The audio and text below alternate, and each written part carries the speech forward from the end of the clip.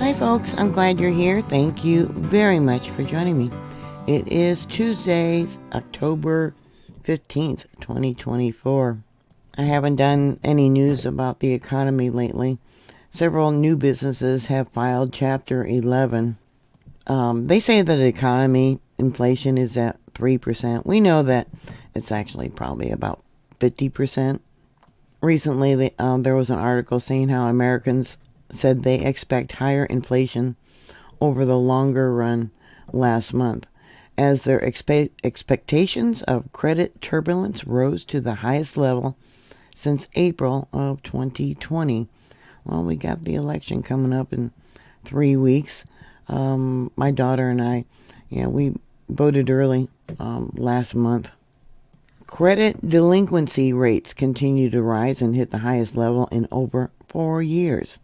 The reports noted that the average expected probability of missing a debt payment over the next 3 months rose to a fourth straight month of 14% from August, where it was at 13.6%, suggesting some Americans are facing increasing issues with managing their borrowing.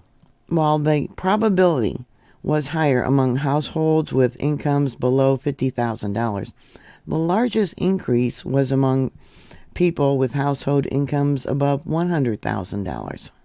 The Federal Reserve Bank of New York sent a report on Tuesday. People with the higher income of $100,000 have the greatest chance of falling into delinquency in 10 years. Now, about oil prices, I thought this was crazy. We know it's all rigged, the stock market. Oil prices tumbled today 5% as supply fears faded after a Washington Post report said Israel would avoid targeting Iran's petroleum production. I doubt that. I think they're going to do that.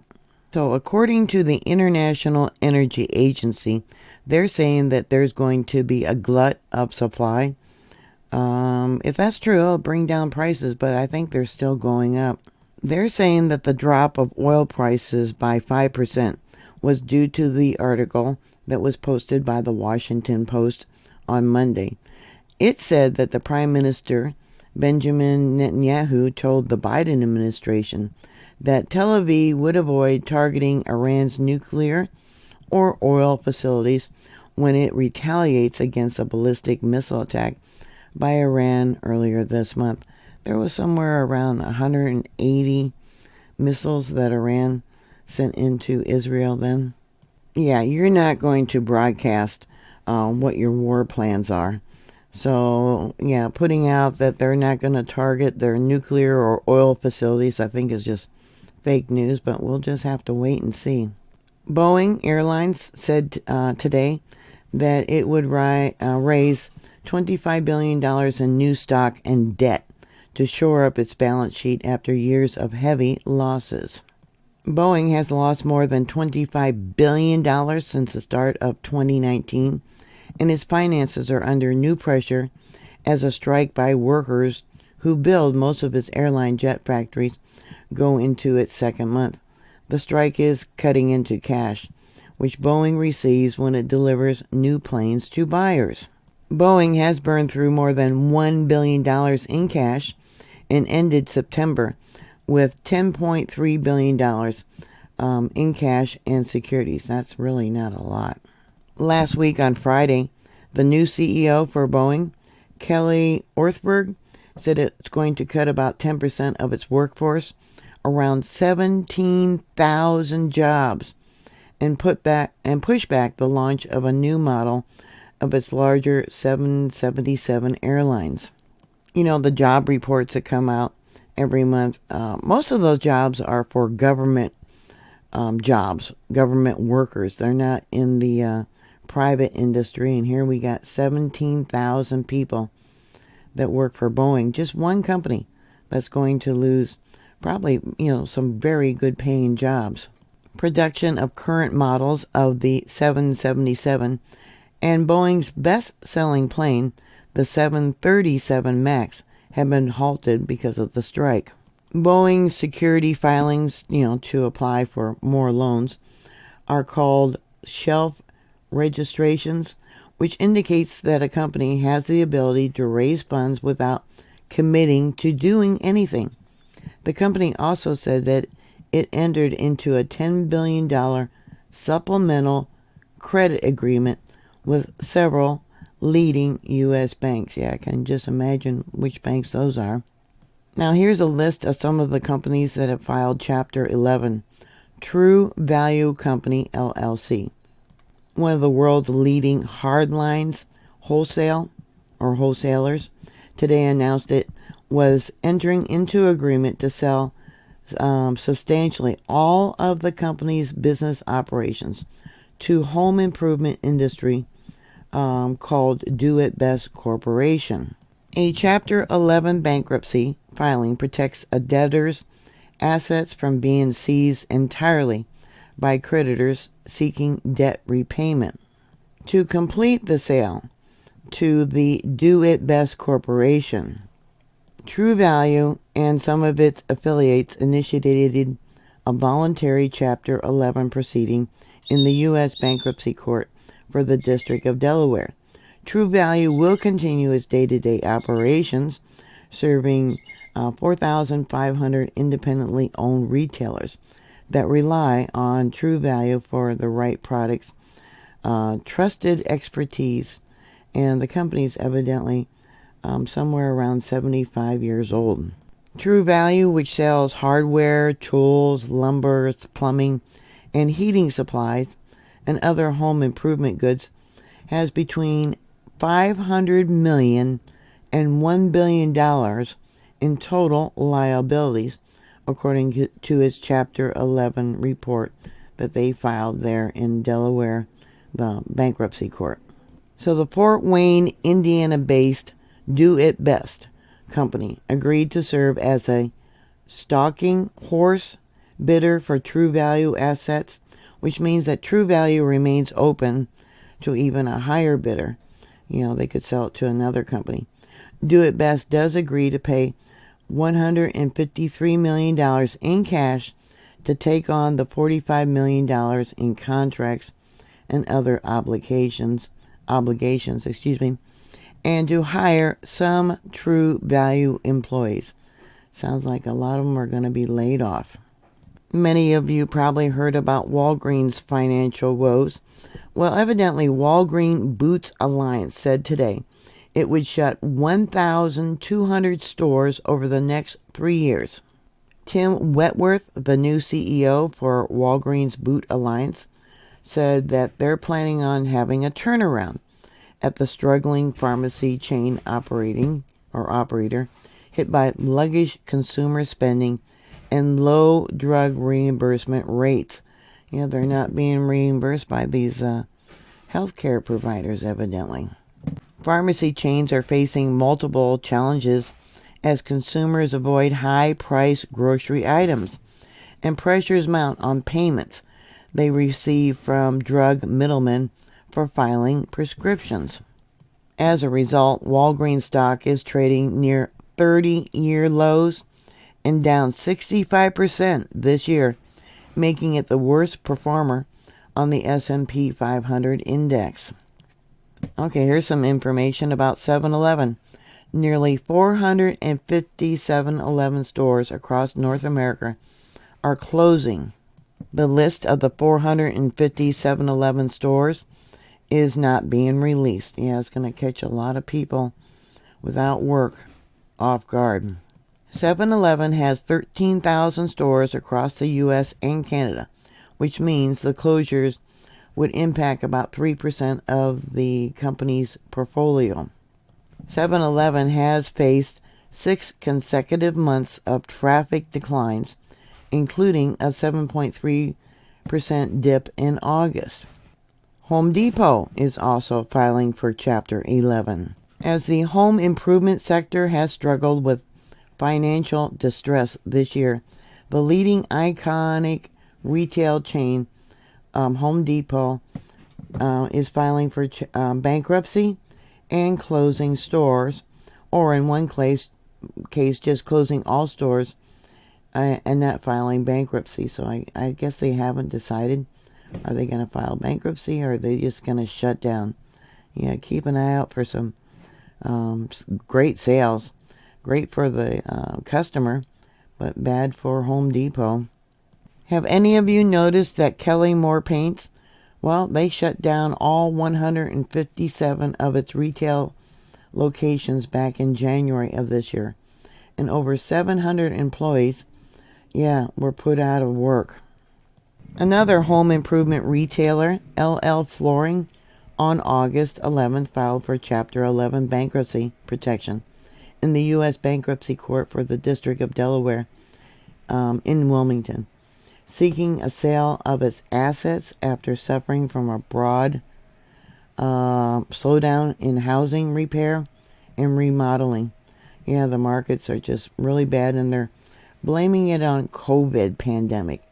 Yeah, we're still seeing the effects of all these businesses shutting down. They tried to stay afloat, and they just couldn't get any more credit evidently, and just one after another is falling like dominoes. Pizza Hut operator EYM Pizza, which operates franchise locations in Illinois, Indiana, Ohio, Texas, and Wisconsin, filed for Chapter 11, and they're going to be selling 127 restaurants through its bankruptcy case.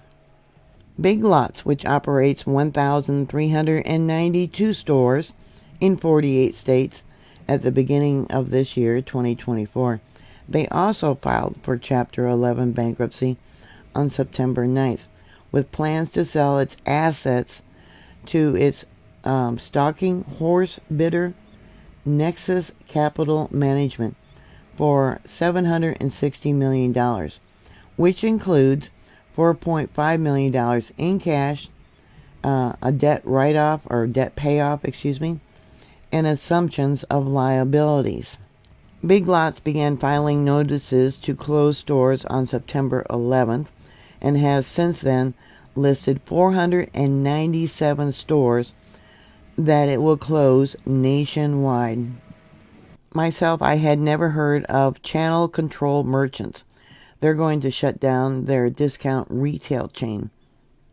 Channel Control Merchants and 17 affiliates, which operate 68 dirt cheap, treasure hunt, and dirt cheap building supply stores in 8 southern states, filed Chapter 11 bankruptcy with plans to wind down their stores. They're going to probably just be closing them up. Yeah, the Chapter 11 will give them some more time to at least keep some people employed.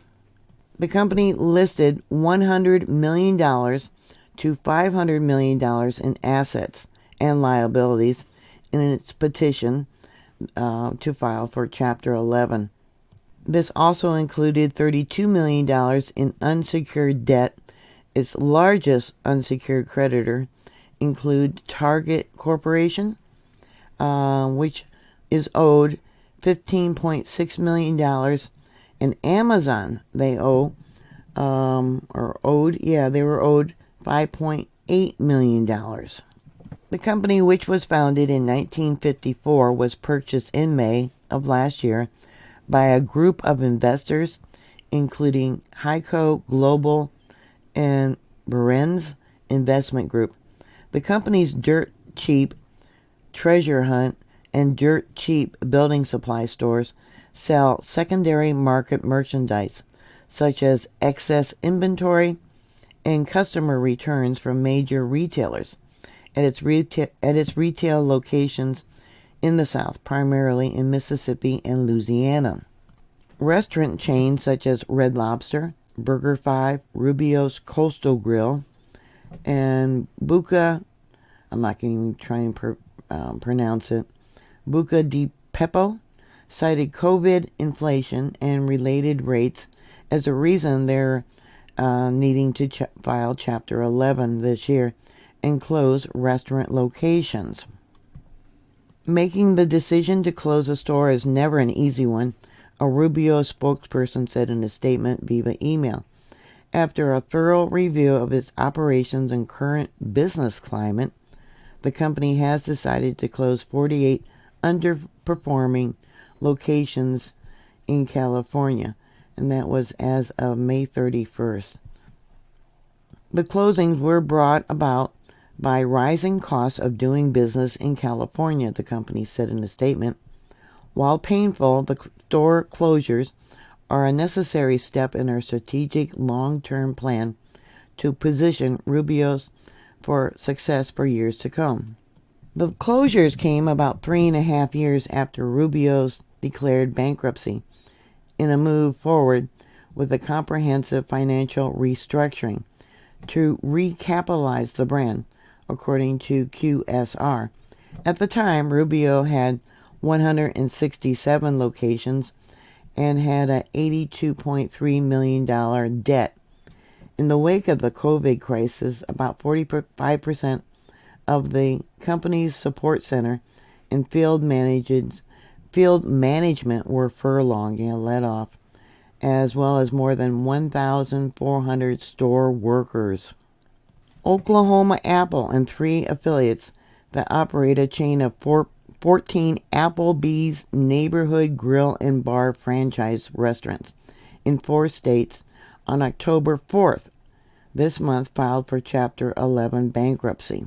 In Oakland, California, Red Bay Coffee, a chain of 6 coffee cafes and roasteries and a coffee van, the company said that the effects of COVID pandemic and a long-term impact on its financial situation. Rising costs of 2 different lawsuits filed against the company has pushed the company into also filing Chapter 11. Starbucks recently reported a decline in sales. Starbucks' recent decision to abandon discounts and promotions come after the company revealed in its third quarter earnings report for this year that it is struggling with declining revenue and sales. Starbucks customers should prepare to pay full price for their morning cup of joe, as the company has reportedly switched gears on its strategy to quietly push back on discounts and promotions, according to a new report from the Wall Street Journal. In that report, Starbucks said that its net revenue during the quarter shrunk by 1% compared with the same quarter last year, while its U.S. company store sales decreased by 2%. Yeah, you can just drive down Main Street or some of these malls and see all the storefronts that are now empty. All those people that don't have the jobs. Yeah, where did they go? What did they figure out how to, reimburse their income? I don't know. Everything's going up, up, and up. So it makes it all more important that you vote. Yeah, 3 weeks we have the election. I don't know if it's going to do any good or if it's going to go into a full depression. What do you think about these oil prices that they're saying that it's dropped, 5%, because they're not going to target, Israel is not going to target Iran's oil and nuclear facilities? What do you think about that? Please put your comments down below. Thank you very much for watching. Please like, share, and subscribe. And I'll talk to you later. God bless you. Bye.